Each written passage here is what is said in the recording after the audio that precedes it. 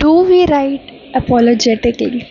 The internet has given us many opportunities than perhaps any invention before it. It has democratized publishing, allowing all of us to keep our voices out there in the world and made it possible for readers to find viewership across continents.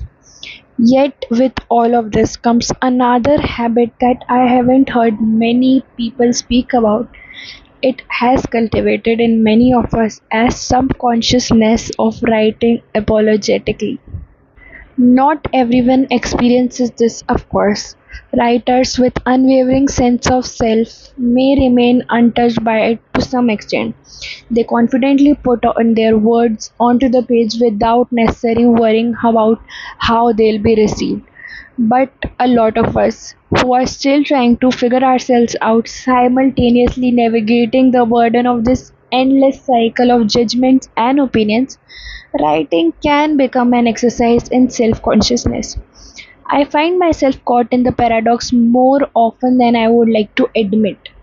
As I deliberately sit down to write sometimes a book review, an essay, or a piece for social media, my initial thoughts comprise of what I want to say and thoughts like would people like this? Would people understand me? Could this offend someone? Will this make people think better or worse of me? Oftentimes the latter overshadow the former.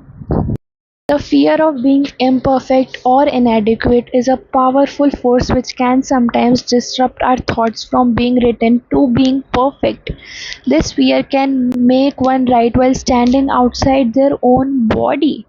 Instead of looking at the world through my eyes, I sometimes find myself imagining how the world might look back at me.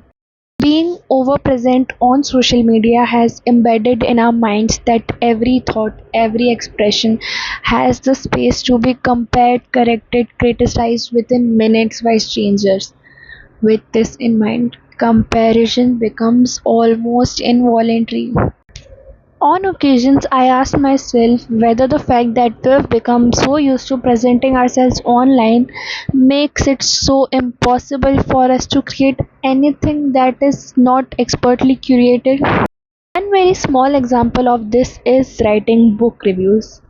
I write a book and it is natural for me to start forming views about it, since some parts impress me, some don't convince me. This whole experience seems finished until I open the internet. There, I come across a number of reviews made by people I don't even know at all. These reviews contain insightful and often analysis of the books. At the same time, they gradually change my views on the book too. I start doubting my judgments, begin to think that I have missed something very obvious.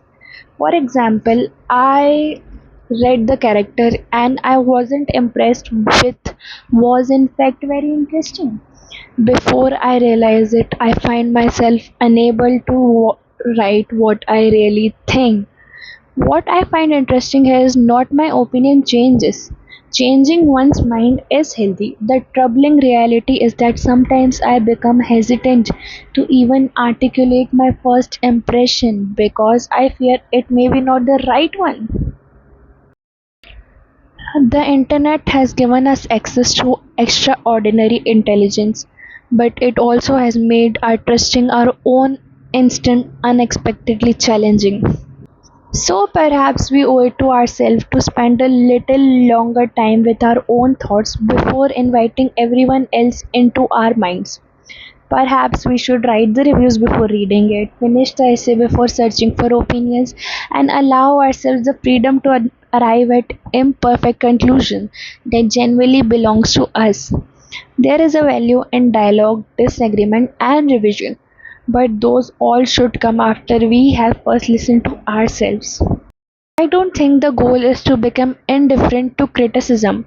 That would be another kind of blindness. The goal, rather, is to remember where our honesty begins as people and as writers.